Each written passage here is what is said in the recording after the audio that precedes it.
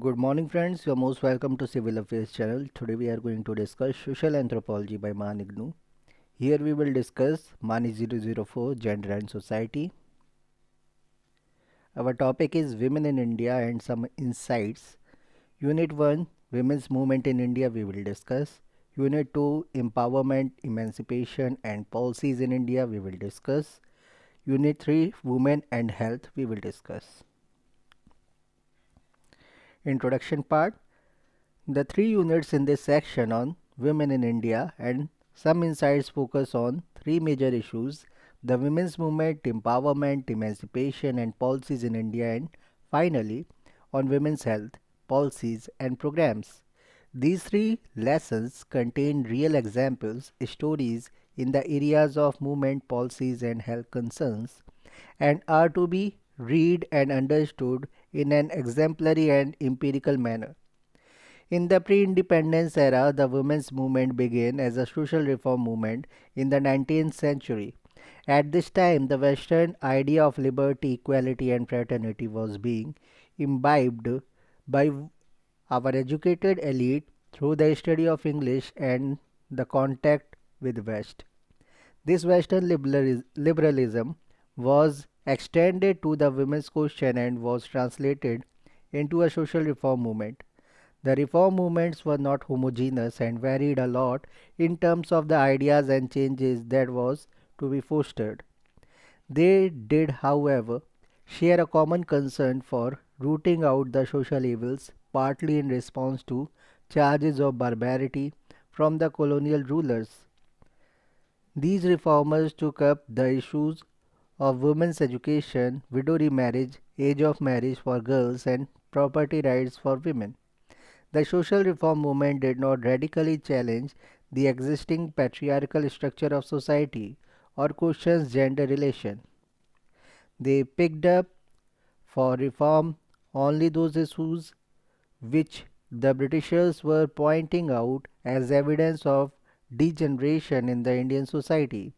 Even the women's institution and organization that sprang up during this period did not have an independent ideology, but only took off from what the men stated.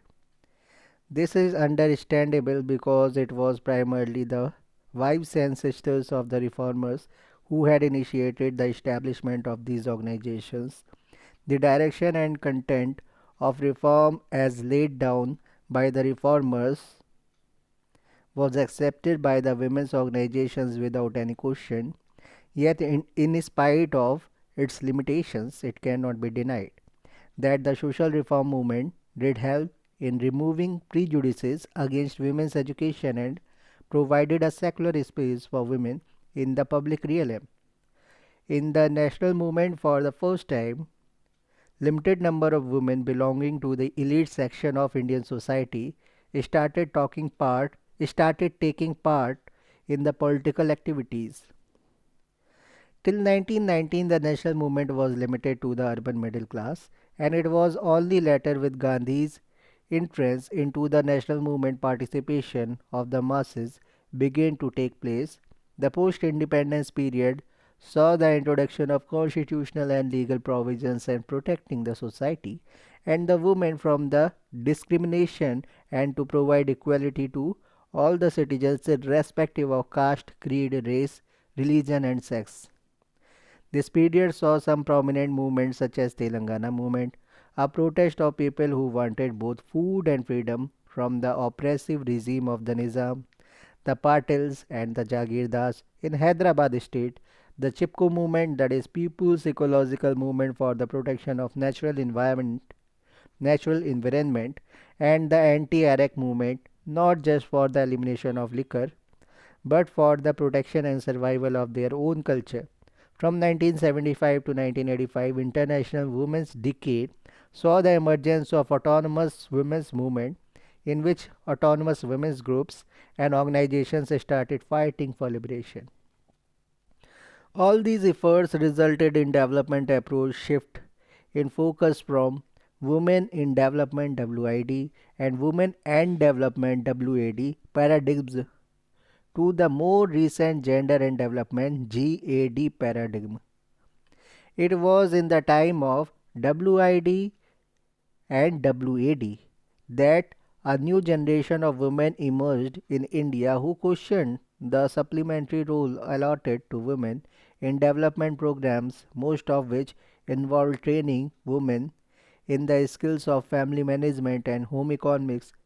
In India, their critique was bolstered by the publication of a report titled Towards Equality in 1974, documenting the widening of gender inequalities in employment, health, education, and political participation since independence.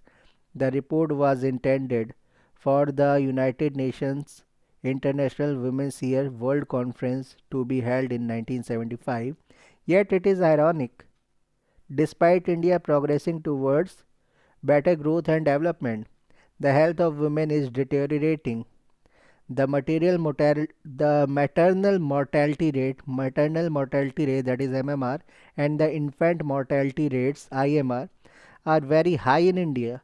The perspectives to understand health and illness have evolved from cultural to ecological to critical medical anthropology in the discipline of the anthropology.